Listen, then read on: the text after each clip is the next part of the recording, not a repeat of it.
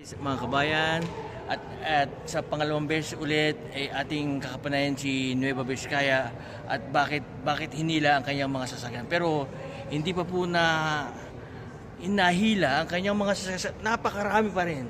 Ito po siya ngayon, Madam Nueva Vizcaya.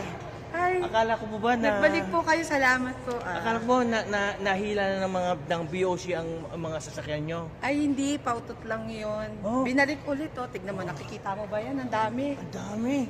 Pero sa totoo lang, 28 lang talaga yung first na. 28 times 2? Yes, 28 times 2. Oh, so, Ito, tignan mo, nakikita mo to? oh, yan, ano po yan?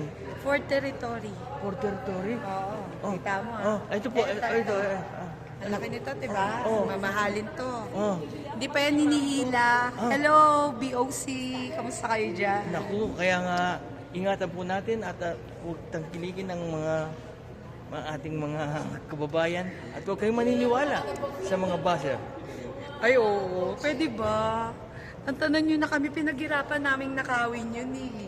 Naku, hindi po magandang halimbawa yan, madam. At saka po, ito po, nag-uulat si Julius Ilalim.